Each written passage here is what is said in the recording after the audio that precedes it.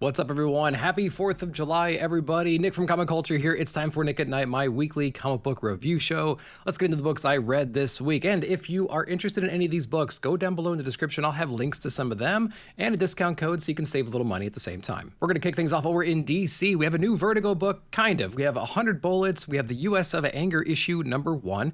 Brian Azzarello on this one. We have Eduardo Rizzo on the art. Now, 100 Bullets has a long-time legacy in the DC Vertigo landscape. It's not a series that I have read in the past, but I appreciate its place in history, so I was anxious to get into this new version here. Now, without any kind of context whatsoever on the characters or the story, and I really haven't read a lot from Brian Azzarello outside of some DC books in the past, I had no idea what I was going to be in for. I do know Rizzo from an artistic perspective, a lot of great covers, has a great legacy in comic books in general, this issue has a really cool Sin City type vibe with the black and white, with the hyper violence, and just the over accentuation of different archetypes. It is a very messy, dystopian type of a world. We're dealing with a lot of crime, we're dealing with a lot of hatred, and so, it's a very difficult book to get through if you don't enjoy that kind of stuff. From a new reader perspective, it didn't give you a whole lot of context as to who the characters are, how the world got to be this way, who our main characters are. You're just kind of following a bunch of different people and just kind of being a fly in the wall in most situations. I really wish it was a little bit more reader-friendly, to be honest. Again, I did not read the classic runs, and I'm sure a lot of you haven't either, and so going into this one a little bit blind, you don't really learn a whole lot about the characters, the situation, like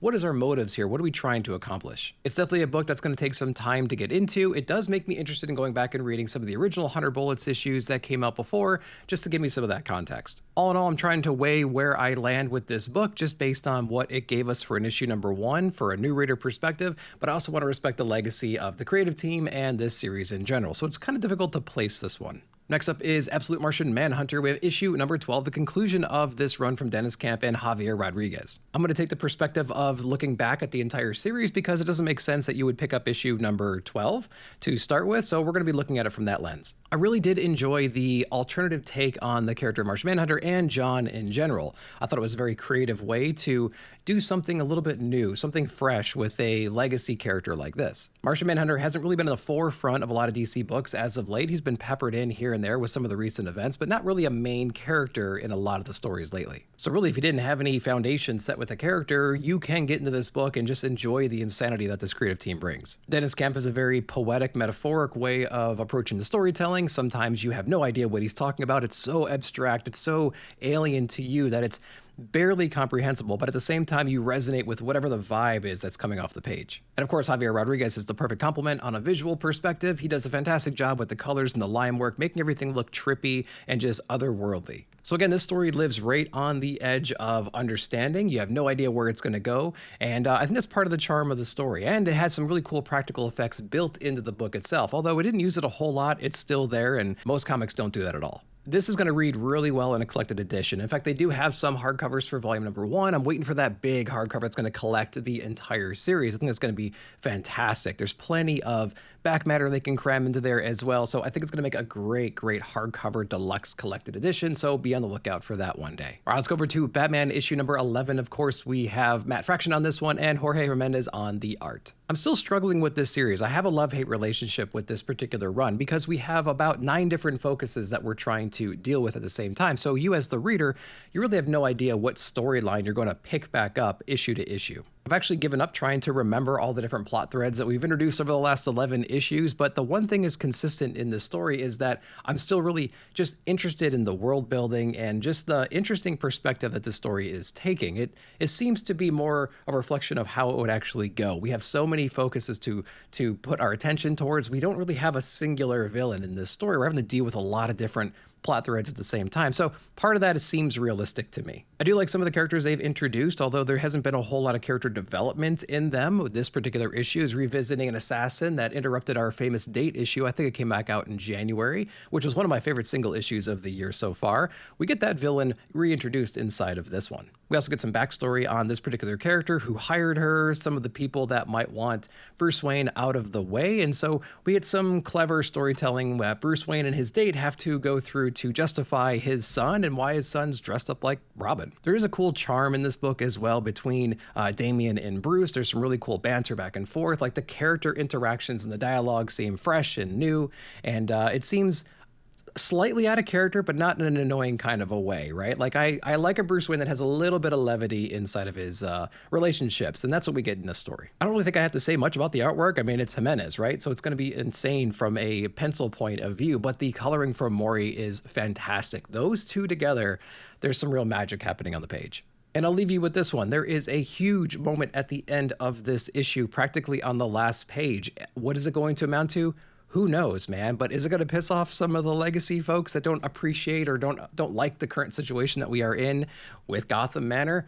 Yeah, I think it might, but we're going to see where this character goes, and does it have any legs at all? All right, next up is Poison Ivy, issue number 46, G. Willow Wilson on this one. So Poison Ivy is a series that I've been getting into a lot more as of late, probably reading the last 10 or so issues. It's a story that I've started back in issue number 1 and read for some time, but I am touch and go on the series in general, but trying to keep up as of late. So Poison Ivy is mayor of the city right now. She's working alongside Vandal Savage in a way, although they hate each other right now. Poison Ivy is a very passionate character, right? She cares about the people. She cares about the underdog. She cares about the environment. She doesn't appreciate the bureaucracy in the system right now. She doesn't like the system, but now she's becoming the man, and she's becoming obsessed with power at the same time, almost turning into the thing that she hates. She takes things way too far, just kind of going around processes and literally killing the people who are responsible for, poisoning the landscape. And she's been doing that almost every single issue now for the last several, and eventually this is going to catch up to her. Not only is she pissing off the current structure that she is now mayor of, but she's also getting on the radar of some of the powerful avatars around the world. This issue, though, she is nowhere to be seen. We are basically picking up with some of her cabinet, right? Some of her assistants as they're going around Gotham, just witnessing the chaos that has been building over time. So we have Janet and Juhi basically just going around town, like I said. They are on a mission to recruit a legacy character in Poison Ivy's past that can maybe bring some sense to her. We do get appearances from Catwoman and the Great White Shark, which is always an interesting thing. Catwoman is playing a cool role in this book, although it doesn't have any kind of connection to Catwoman proper that I can see so far. There are some action beats scattered around the issue, but it's basically just these two women walking through the city and just having to deal with all the drama around them. So not a whole lot happens. It feels like that in-between issue. It feels like an issue we just need to add there as a buffer so we have some more time to maybe develop the plot or to give the other creators in the team a little bit more time to finish more exciting issues coming down the line. I am really proud of the series for going 46 issues so far. I don't think it has any plans to stop right now, but what a great thing in modern comics right now to have this character lasting this long with the same writer on it. That's actually a phenomenal thing, so props to the team for that. Not every issue is going to be a winner. I think this is one of the ones that falls down a little bit, but I'm excited to see where the story goes in general and how we weave into Batman proper, maybe even Catwoman proper with the appearance of Selina in this issue, and like what is the future hold for Poison Ivy in general. Again, she is on the radar of a lot of powerful people, both physical and elemental people. So what are we going to do? Who knows? We're going to see in future issues. All right, next up is Spawn 377, Matthew Rosenberg on this one, which is the reason why I'm checking this one out, because I really like what Matthew Rosenberg typically puts out. I've really enjoyed some of his past work over the last couple of years. Even some of them have made my top books of the year recently. And with him taking over in Spawn, I was hoping that we would get his flavor inside of this universe. Like, I want to be in the Spawn universe, but I've dipped in and out of that so many times over the years that never really hooked me past 2 or 3 issues.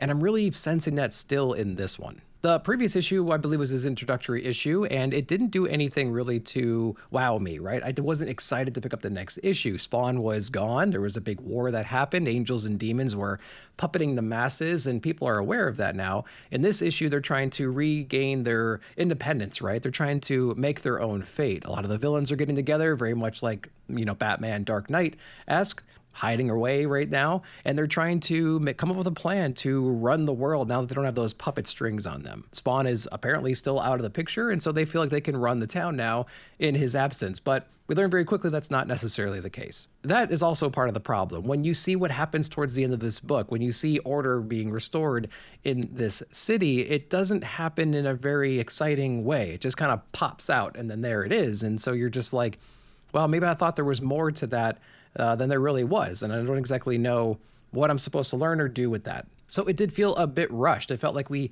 had this idea that Spawn is put away for a while. We're going to let the world develop a little bit. Other heroes maybe are going to be stepping up and trying to help out, but we didn't get that time, right? And so we didn't quite earn this reveal in this issue. In any case, I'm going to let this issue kind of settle with me. I might check out 378 and see where it goes from there. But honestly, 2 issues in for this run, I want to give it some more time, but this is what happens with me in Spawn. I try out a couple of issues and I eventually fall off. Next up is Supergirl Survive issue number 2. We have Parker and Sheridan on this one, and we have Rod Reyes on the art. I really liked issue number 1. It was a foundational book. Not a whole lot happened, and we knew most of this stuff already, right? We have our environment where Krypton's about to explode. We have everybody panicking. We have a escape pod that we're going to shove Supergirl, essentially Kara and Kal-El into it. We're going to send them off before the planet explodes. Great. We know all that stuff. We're past that now. Foundation set. The differences there are that our escape pod actually crash lands on a near moon, and so we have to deal with the repercussions of that. What kind of threats are we going to be seeing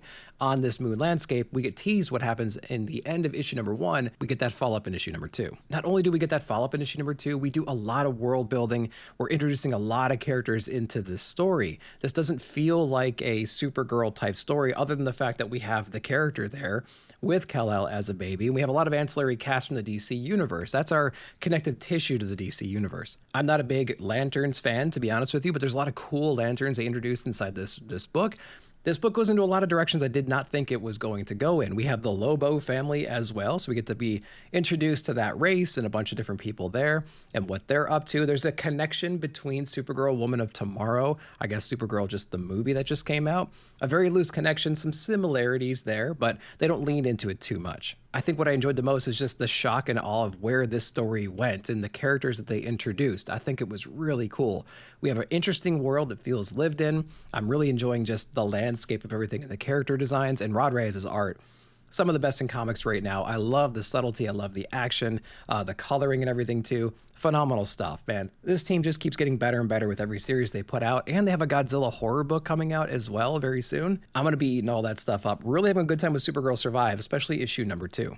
All right, next up is the Dead Man issue number 2 from the Ice Cream Man creative team. I'm going to open with a criticism because I feel like it's the only one I have, and then it's all just nothing but sunshine and rainbows after that. When this creative team gets on a book, it can feel just like an Ice Cream Man story. It's never been more true than this issue here. From the very first page, the design of it, the layout, just the approach to the storytelling, it feels like you're reading one of those stories. It feels like the next issue. And so the only thing that's really pulling you out of that mindset is the fact that we're in the DC landscape and we have Dead Man, we see Batman, we have other characters showing up in here to remind us that we are not in an Image book. Now, with that said, I really do like that idea and that storytelling approach and everything, but I felt a little disconnected early on in the story, but it cleared it up as I went through it. Deadman is investigating this particular demon that we saw in the previous issue who had some unusual abilities. He's asking some of his resources in the ethereal plane how this could be the case, and he's going over to Gotham to find some of the answers. And of course, you're not going to go to Gotham without running into some familiar faces. We do have a crossover with Batman, and we get to team up and do some body swapping in here, or body inhabiting, I should say. And it's used to some great effect. I really like all that stuff. We have some gangs coming in and out that act like our fodder that we can just use and abuse throughout the issue. We also have some unlikely team-ups from the other characters in the DC universe, like Plastic Man, which I know Chip Zdarsky would love to do an absolute version of. This book does get creative with these little small moments scattered throughout here about like the mental landscape of some of our characters and some hidden characters inside of those realms, and not too hard to see where I might be going with that, but this issue did it in a pretty surprising way, I thought. They're also building out the villain roster in here. We are learning a little bit more about our main villain and how ruthless he really is. Although we don't know everything about this guy just yet. We're only on issue number 2, but we know he's going to be a force to reckon with soon, but we have some other things to take care of before we start heading in that guy's direction. I think the line work and the coloring and the lettering and everything like that is done really well. It's what you'd expect from this team who's been on so many books as they've been on. They're really upping their game in this DC title. So I'm really liking the series so far. I don't have a whole lot of baggage of the character being pulled forward, so this is a new, fresh start for me, so I have that kind of perspective going in, but I could see some of the long-term readers of Deadman being a little bit thrown off by the just vibe of this series in general. All right, then last but not least, we have Shaolin Cowboy Staying AI Alive issue number 1. We have Jeff Darrow on this book. I freaking love everything Shaolin Cowboy. I got caught up on a bunch of different stories over the past few years, and Jeff Darrow is one of those forces in comic book art and storytelling you just cannot ignore. He's done some classic work with a lot of amazing people like Frank Miller over on Hard Boiled. He just has so many cool things, even doing some collaborations with Mobius as well. Incredible stuff. Check out those prints. One question I want to answer off the top is this new reader friendly? And I would say it is new reader friendly, but if you have a legacy understanding of the character, you will enjoy it more because there are subtle references to the previous event that they make in here. It doesn't quite impact the story completely. It's just a one-off line here and there. The only thing you really have to understand is this is a satire dystopian future, and our Shaolin cowboy is more of a monk type character just trying to exist in this crazy environment. Everything else is completely over the top. The world is absolutely insane. There's graffiti everywhere, there's guns everywhere, there's quasi-Nazi symbolism all over the place. So it's that kind of a book. And our Shaolin cowboy is just trying to live in the chaos, trying to remain in that zen-like state despite everything. It is hyper-violent from time to time. There's also some kind of like passive easiness that our cowboy has when he's in battle with a lot of different people. Our Shaolin cowboy, while he's wandering the desert one day, finds a message in a bottle from a son, and he is basically setting our Shaolin cowboy on a mission to deliver this message to his mother so she stops worrying about where he went. And of course, this is not going to be a simple mission. He has to travel across the land and deal with a whole bunch of guys and some of the baggage from the previous run as well. But I feel like it's selling it short. The visualization in here is unlike anything you'll see in comics today. The amount of detail, the amount of grit, the amount of just satire that's baked into every single page, that is what really sells this entire thing. If you're looking for a super deep meaning kind of a comic, this might get you partway there, but the visuals will no doubt blow you away. So jump into this one, read it. If you have questions, go back and read Cruel to Be Kin, which I think is the previous volume that came out a couple of years ago. Fantastic story. It'll set you up perfectly for this one. Once you do that, go back into the library and check out other Shaolin Cowboy books. They're all great. All right, guys, that's what I read this week. I hope you enjoyed that. Let me know down below what you read and what your favorite books of the week were. And again, if you want to check out any of these titles, I'll try to have links down below in the description for them with the discount code so you can save some cash. But as always, like, subscribe, share, hit that bell notification to be alerted whenever I put out new videos. Thank you so much for watching. We'll see you in the comments.